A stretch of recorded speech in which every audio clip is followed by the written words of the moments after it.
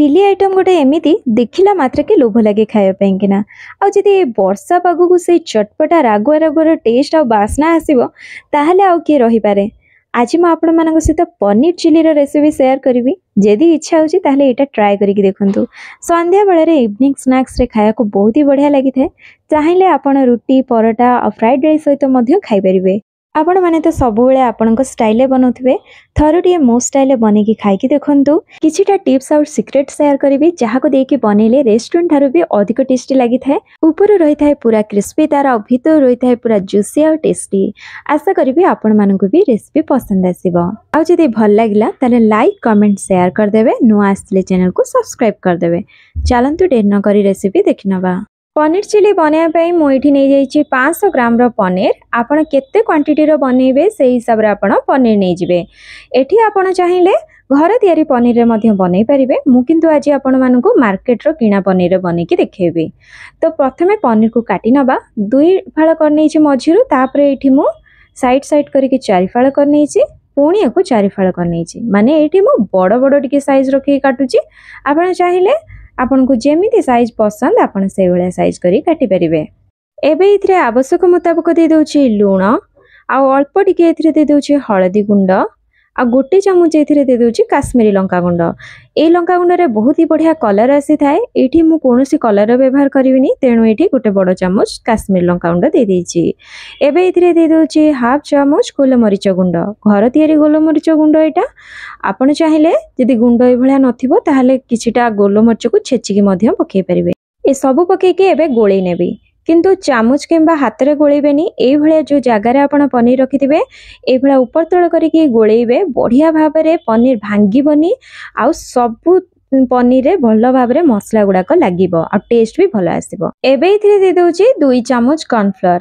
आ एठी आपण मानक सहित गोटे इंपोर्टेंट टिप्स शेयर करिवि।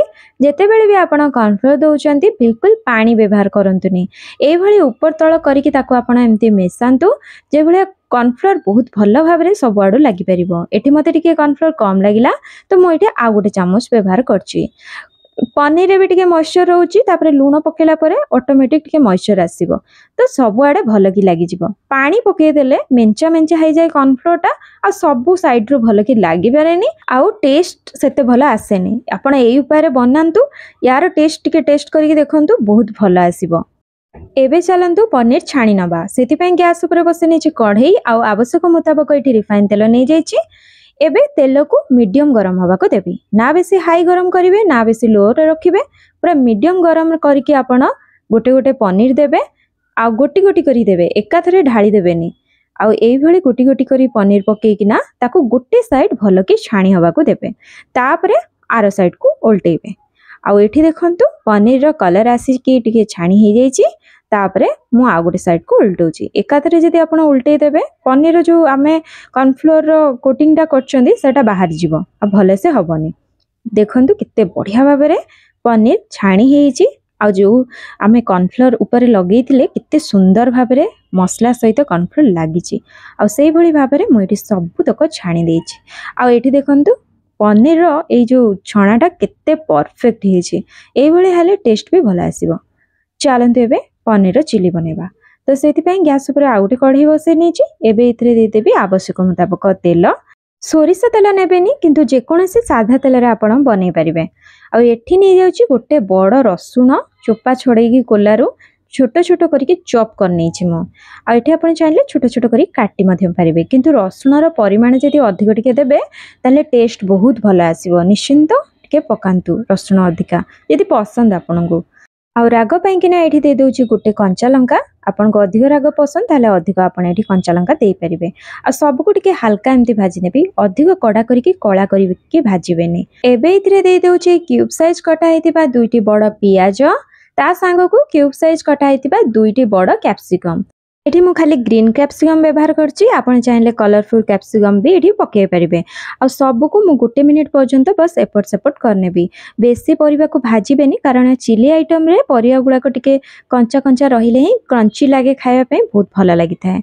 एबे इथरे दे दोछि 3 बड़ चम्मच टमाटो सॉस, आ ता सहित 2 बड़ चम्मच दे दोछि चिली सॉस, ता सहित दे दोछि 2 बड़ चम्मच एठी सोया सॉस, आउ एथिरे दे दउछि अल्प टिके गोलमरिच गुंड माने हाफ चामच एठी पकेछि बहुत बढ़िया टेस्ट आसी थाए ता संग को गोटे सिक्रेट पकेबी हाउ एटा मु सबु बेले सबु चिली आइटम रे पकाए बहुत बढ़िया सतरे मैजिक वाला टेस्ट आसे एठी मु मैजिक मसाला जो मैगी रो 5 टंकिया वाला आसे तादरु मु एठी गुट्टे पैकेट पूरा पके नेछि बहुत बढ़िया टेस्ट आसे निश्चिंत थरे पकेकी देखंतु ता संग को एबे कलर पाइकिना दे दउछि एठी गोटे चामच काश्मीरी लंका गुंड आगुरु भी पनीर रे पकेछि एथिरे पके देले टिके भल कलर आसीबो ग्रेवी रो आउ एबे इथिरे दे दउछि कॉर्नफ्लोर रो स्लरी तो सेति पई 2 चामच एठी नै जाउछि कॉर्नफ्लोर आ ता देरे अल्प टिके पानी देकिना गोळै नउछि एठी मु चिली आइटम टाको पूरा सुखा सुखा बनेबी आपन को जदि ग्रेवी पसंद ताहले कॉर्नफ्लोर और पानी रो परिमाण को टिके अधिक नै जिवे